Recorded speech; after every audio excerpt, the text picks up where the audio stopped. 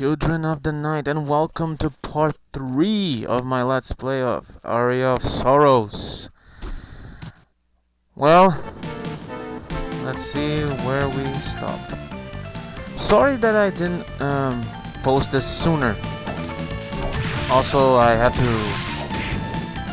basically turn the second part in 2 parts because it ended up being way too long, and I hope this one don't ended up being so long either. But if it ended up being that long, I will not divide at 2 parts as I did part 2. Now, why does it took so long to make the third part? It's because I have been playing a lot of Castlevania Lords of Shadow 2 and Dark Souls 2, so I kind of been really distracted with those games. Now, the other thing is that my internet sucks. It took really damn long to post part 2, and it kind of get me a little bit sad because of that, because I like to be a little bit more efficient with my posting.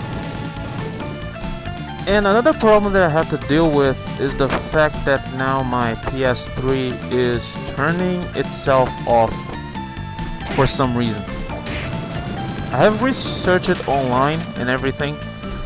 Everybody says it's pretty much a case of the yellow light of death. I hope it's not. But what I found interesting is the fact that it only turns itself off when I'm playing games that are in my hard drive. So, like in my Blu-ray disc games and everything, it works fine. So I contacted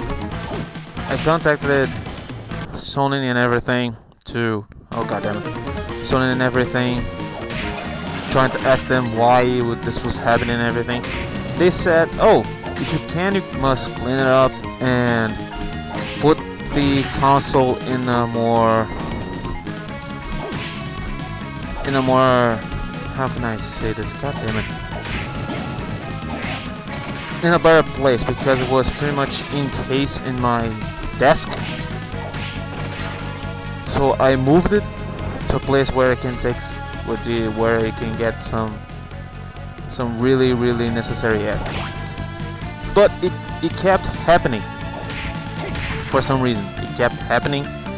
So what I decided to do was, okay, this is gonna keep happening, so I will just format the whole thing. So my games in my hard drive are gone for now, and it seems to have worked, but I'm still waiting if it's gonna turn on off itself again. So I am downloading Dark Souls 2 first, because I really like the game and I really want to play it again. So, since on the subject, sorry for being a little lost here because it has been really a while since I played it. So my thoughts on Dark Souls 2, really good. Though, it's actually a little bit easier in the beginning, because since they tried to make the game a little bit more welcoming to new players, the beginning of Dark Souls 2 is really easy. It's not threatening at all. It kind of got me a little bit off guard, because I thought it's gonna just throw Tower's Demon as the first boss, but actually no. The game spent a really long time without a boss, and I found really strange. And when I met the first boss, I gotta say I have a little bit disappointed, because I started the game as a sword master. Was a swordsman, I believe is the name. And so I decided to make a playthrough, pretty much dual wield, and the dual wielding in this game is way better than it was in the past. Way more fun to do. So I decided to make, because in Demon's Souls and Dark Souls I used a knight. Always used a knight because I always started with a better armor, and I'm kind of reckless when it comes to this type of games. But I really was going well, because now my save is pretty much gone, because I have to format the whole hard drive on my PS3, which I'm gonna begin the game again. And the first boss, which was the last giant, I was a little bit disappointed because I took it down in the first try.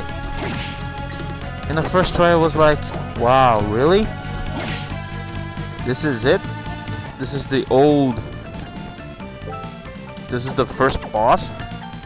I was kind of disappointed in everything. But after a while I started to get a little deaths. Like, my last count of death was 25, and I had defeated 2 bosses. The next boss, the main boss of the area, was the Pursuer. Now the Pursuer, that guy made me work a little bit, because he was way faster than the last giant. He was a little bit less open to attacks and everything, to constant attacks, while the last giant would just do it beneath his legs and keep striking with no problem. I died 3 times, but then I stopped a little bit, do some grinding, find a little bit more of items that could help me, and the fight went really well. Again, I thought it was a little bit too easy.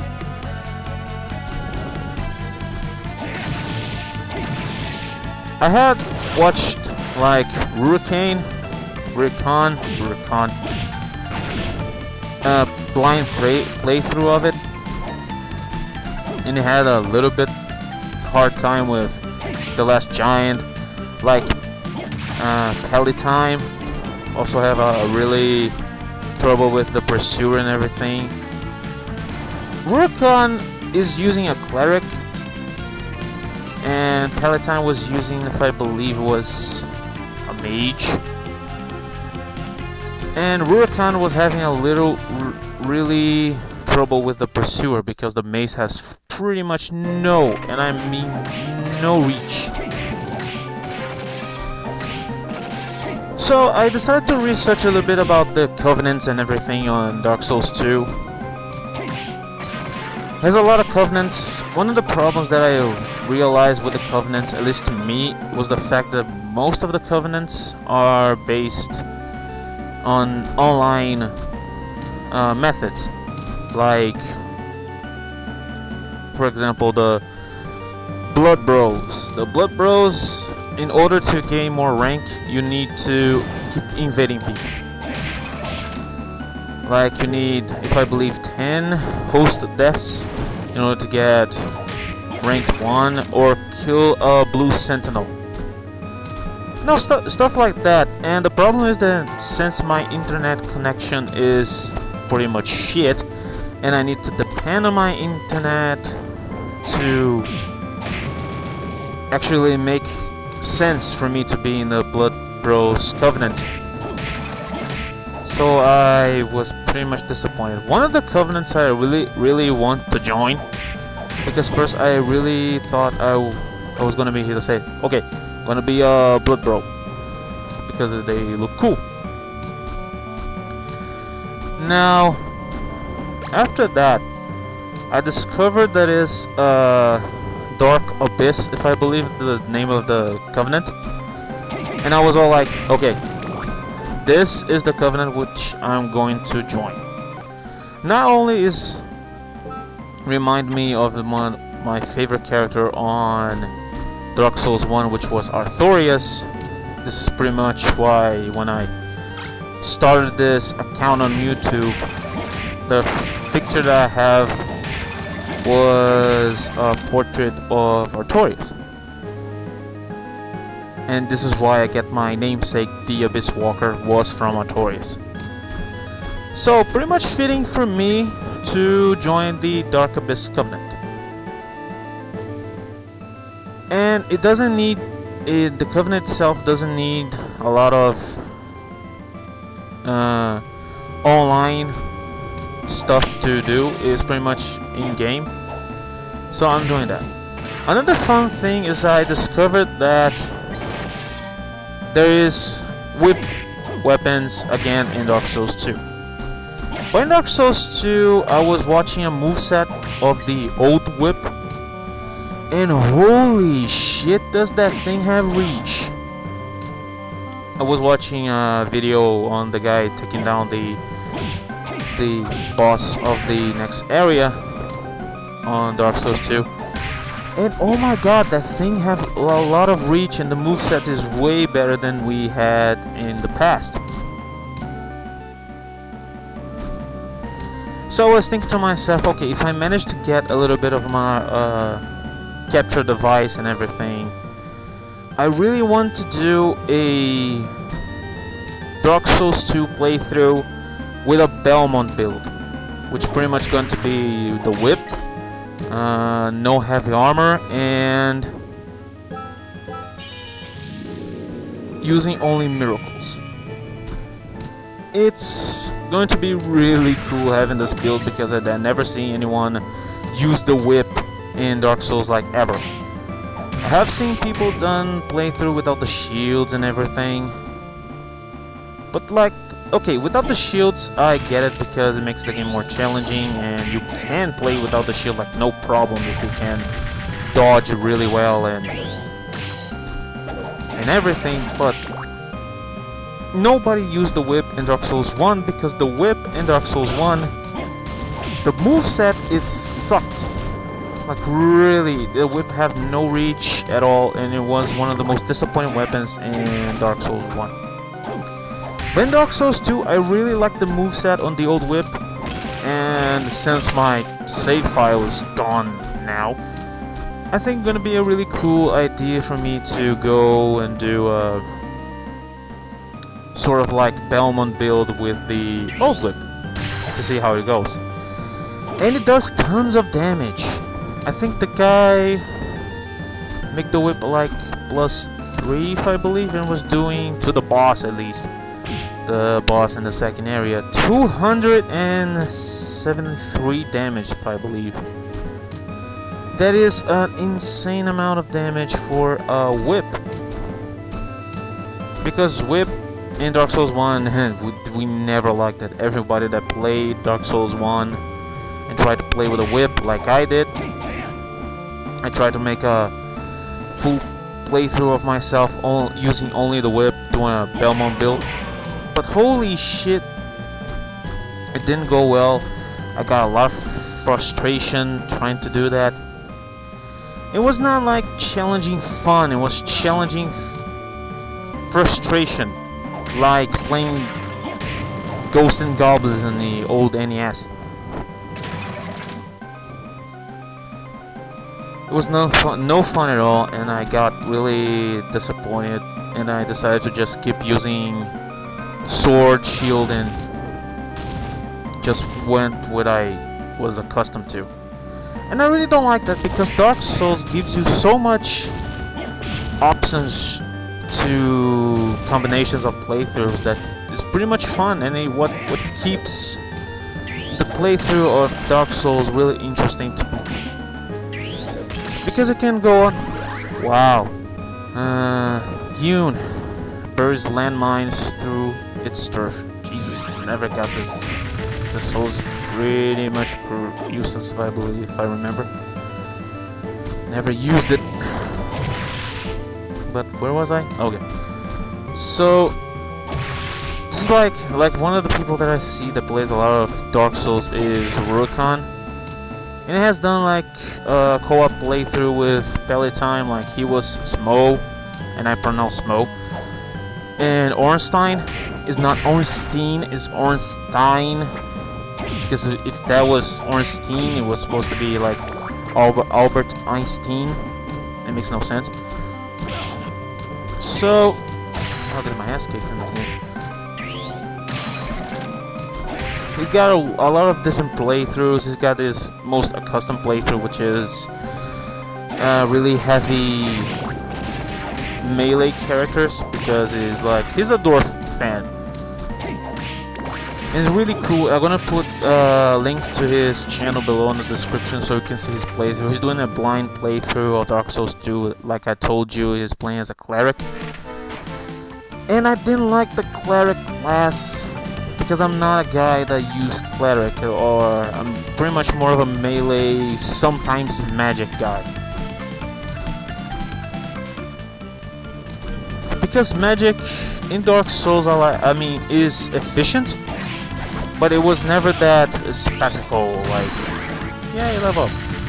It was never that spectacle like Dragon's Dogma magic. With Dragon's Dogma, we would have this flashing animation, and it was satisfying to do.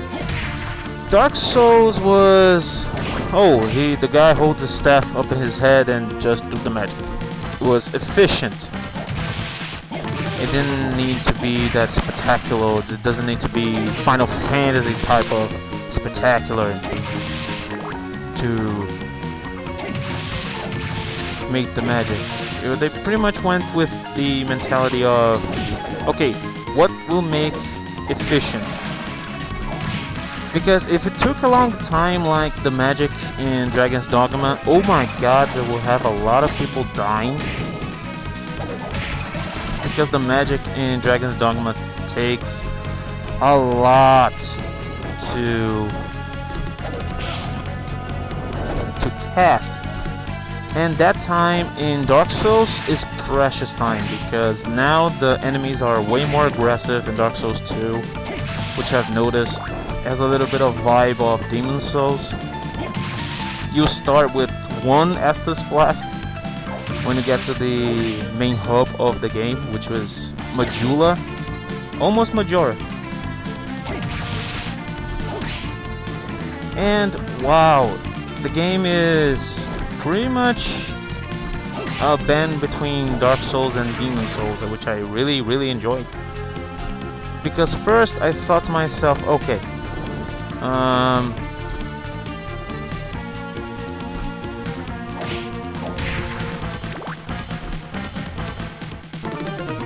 god, this is the problem using an emulator. Sometimes the button just freezes. Okay, can't get to that.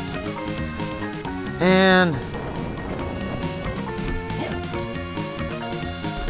at first I was kind of disappointed with the game, because to me, since I've been playing Demon Souls or Dark Souls, I was level 153 in Dark Souls 1.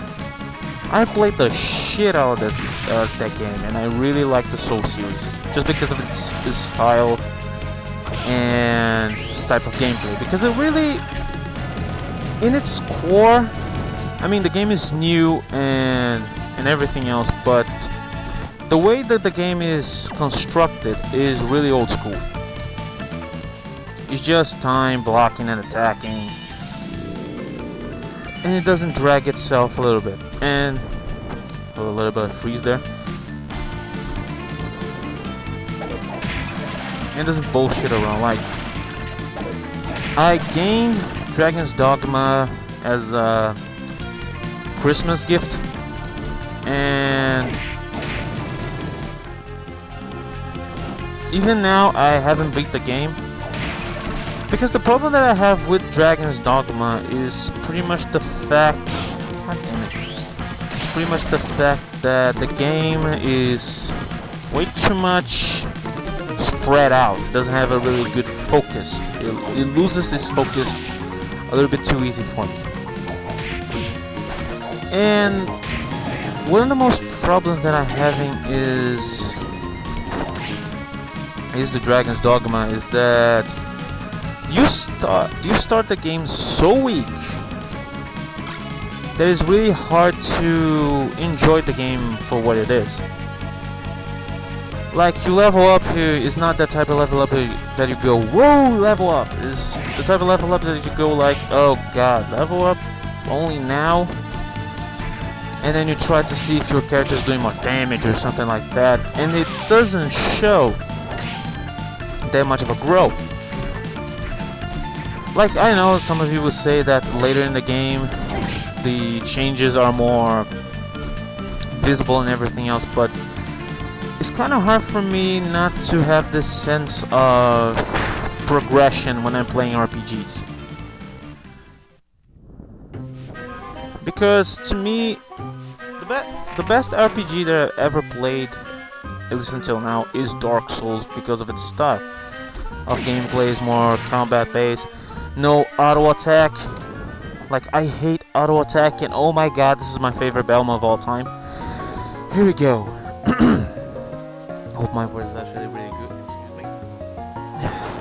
Okay. Strange. I sense a dark power within you.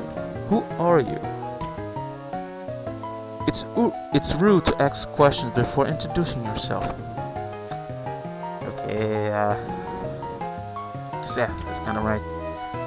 Yes, right. I can't give you my name, but people call me Jay. Mr. J? Can't put it now. People call you Jay. Quotations? Why hide your real name? Are you a criminal? Is one of the well-dressed criminals I've ever seen. No, I have amnesia. I'm told that I was in an accident in 1999. When I woke up, at the hospital, I had forgotten my name and my past. What I find interesting, a little bit, just stop the conversation before I forgot. One of the Castlevania that Konami was kind of planning and what fans really wanted was the war that happened in 1999, where Dracula, instead of just being resurrected, he reincarnated, spoiler alert by the way, as Soma. Fans really want an old school to the Castlevania with Julius, because Julius, to me, is the more badass Belmont that lives. And it was going to be really cool to play as him, but it didn't happen. And there's actually a project in Facebook, I forgot the name, but I'm gonna put the name in the screen if I can. Sorry. Which is kind of trying to do this Kickstarter to show Konami that people want this old school style of Castlevania back. Oh, I see. Well, my name is Soma. Your dark power. Were you born with it? Yes. I don't really know. I first noticed when I entered this castle. I see. I guess I was mistaken. Mr. J. Oh god, okay. I forgot that he called him Mr. J. Why have you come to this castle? Call me J. Please, do not make a Batman reference every time you see me. I am filled with fear when I heard the Dracula name of Dracula. God damn it, sorry. I came here because of the prophecy, and also I thought my memory might return. In fact, since my arrival, I have felt like my memory is returning. And your accident occurred in 1999? Maybe Dracula was involved. I fear you are correct, especially since I have magical powers. Jay, are you an exorcist? Well, sort of. Well, you might say that, but I work for no one but myself. I must be going now. I'm sure we'll meet again. Yes, see ya.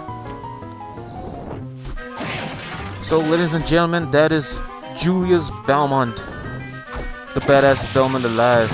A lot of people like Richter and Trevor and everything, but for my favorite Belmont is Julius. Got to be Julius. Okay, can't get up there. Got to be Julius because it's red herring.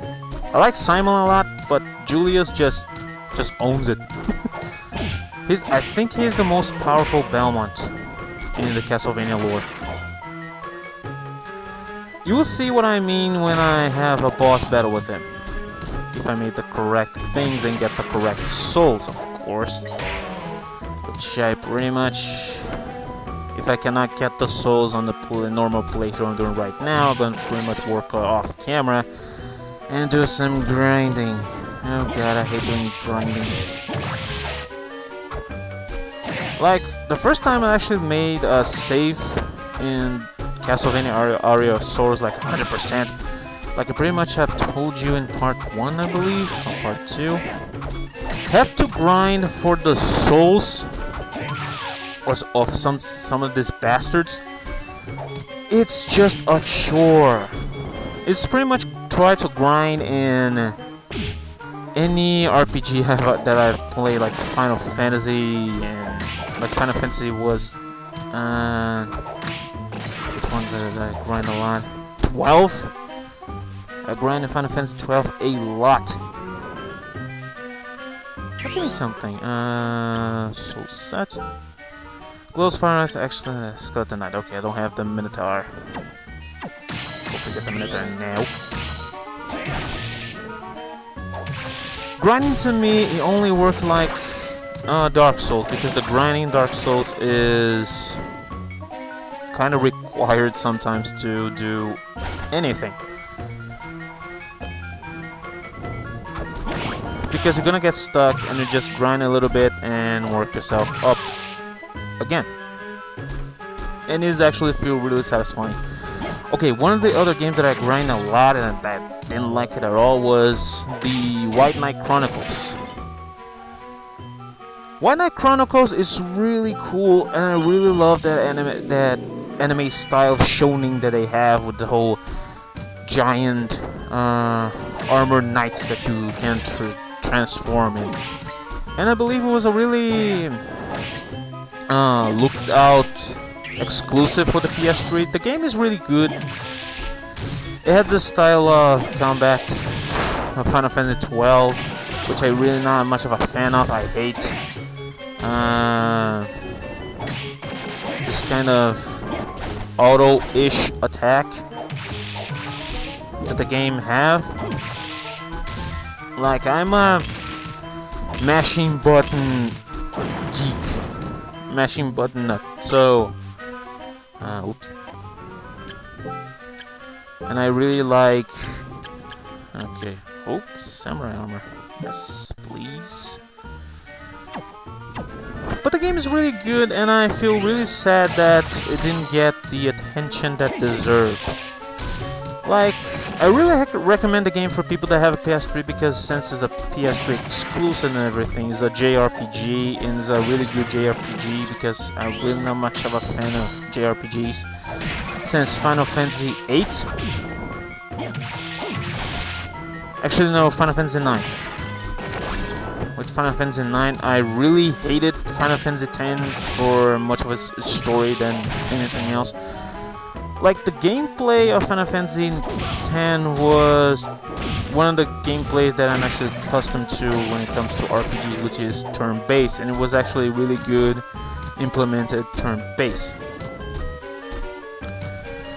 So, when when I pick it up, White Knight Chronicles, I pick it up in the White Knight Chronicles 2, which have White Knight Chronicles 1, with a little bit of changes here and there. Haven't beat the game yet, because since it's a JRPG, there's a lot to do. And one of my fears is that I will do some grinding on the game. and I don't like that. I like to have a really gradual, steady... Wow! I'm actually impressed I kept this soul this soon. Breathes a petrifying cloud into the air.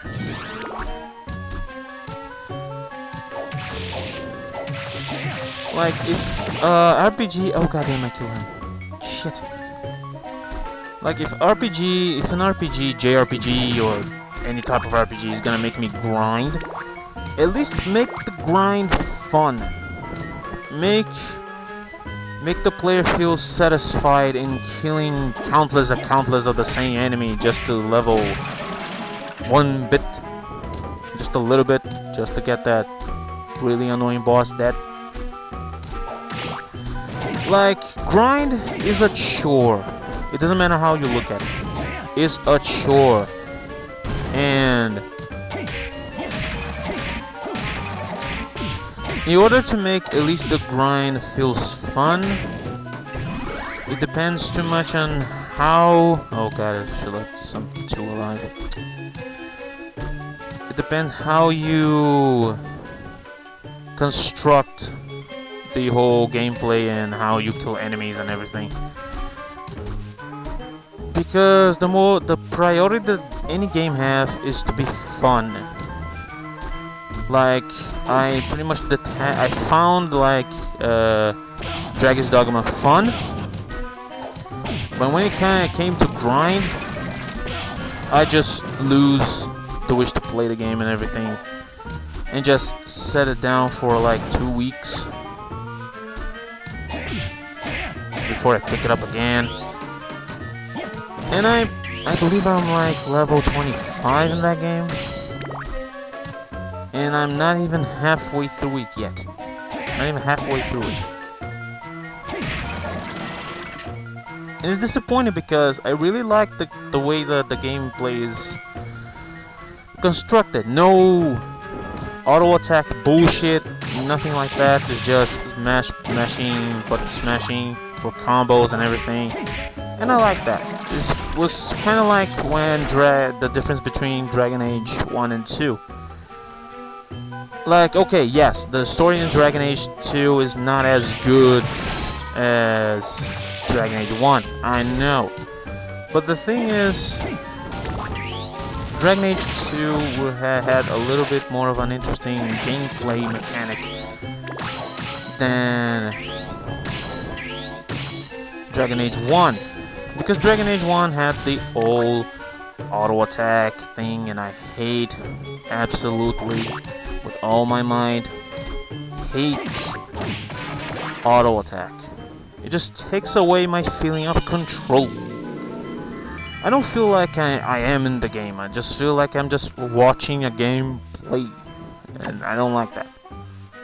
Some of people does because they say they have a little bit more of a, how can I say this, strategic feel to it. And a lot of people enjoy that. And I'm not saying that people that enjoy that it's gym clothes. People that enjoy this kind of stuff, it's crazy.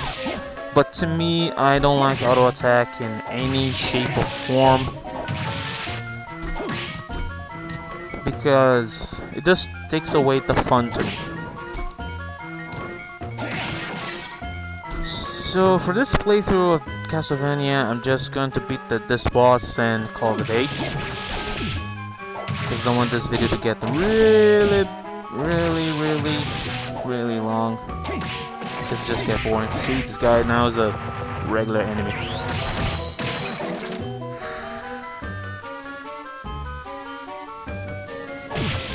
God damn it, god damn it.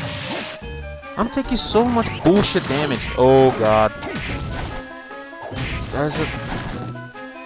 Okay, he's not as annoying as I remember.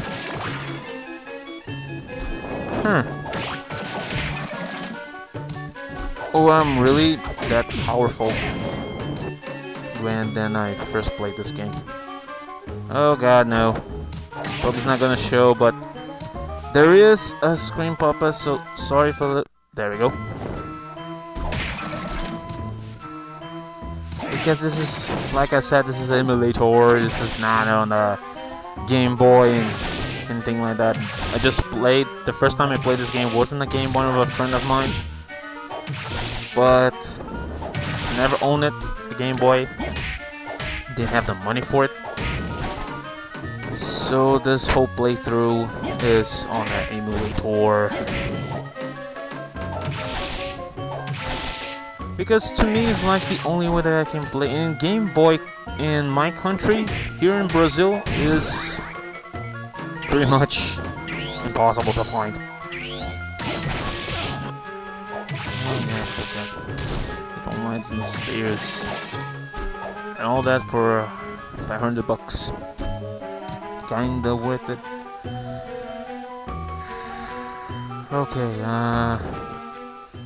if I can remember, this is the giant boss. The dude with the hands and face in the background. Okay. If I remember, he's kind of a chore to deal with, but nothing that we can manage. So, okay. Yeah, my thoughts on Castlevania Lords of Shadow 2 thus far. I really love that game. Yeah, it's a lot of Castlevania nuts are gonna say, "Oh, heretic, how dare you love this?" MP recovery rate is increasing. Nice. "Oh, you heretic, how dare you like the Lords of Shadow?" Dude, Lords of Shadow 2 has way more of a satisfying gameplay mechanic in combat. It feels satisfying to kill army jacket. Feels unsafe as way better than samurai armor. I probably don't think so. Just surprise defense. So new. But like the combat is way more satisfying. Even the Shadow Whip having the same freaking animations and since Lords of Shadow 1 is actually more satisfying to use. At least what I thought about it. And just the mere style and look of the game. I love the look of the game, the atmosphere, the story of the game, at least thus far, is really, really, really good. Like, I love the cheesiness and everything of the old Castlevania, but Castlevania at least was not Shakespeare. But Castlevania Lords of Shadow, which I love, at least from the first game, was how the story was constructed and told. Really top-notch voice actors and everything, which worked really well. Nobody was phoned in anything. Not saying that Castlevania never had its shares of really good voice acting. I mean, Castlevania Curse of Darkness has really good voice acting, like Crispin Freeman as Hector. He was really, really good, and I really am kind of a fanboy of Crispin Freeman. My favorite portrait that he's ever done was Alucard from Helsing, because it can bring the whole lunatic craziness to the character. Oh, it's the big golem. He's kind of a bitch to do. I was thinking the other boss. It's okay. It's you. You're gonna die. Oh, Christ. Come on. 50 games. And Castlevania Lords of Shadow 2, I found kind of funny that they put display that you can see the damage. Like you see here, 50. You can see the damage. You can pretty much activate the display to see the damage that you deal with in enemies, to have a little bit more of a old school feel to it. And you can see that the game has a lot of influence from, and now get the slide. Yeah. Okay. One thing I gotta say, that thing you see right in the corner,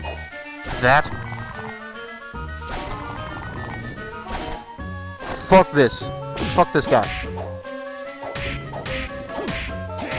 See? Fuck this guy. grinding the soul of that guy is a bitch. Oh god, I spent like 15 hours on that grinding that soul in specific. So let's see. Okay guys, this is gonna be all for today. See you guys on part 4. This is Dracul saying goodbye.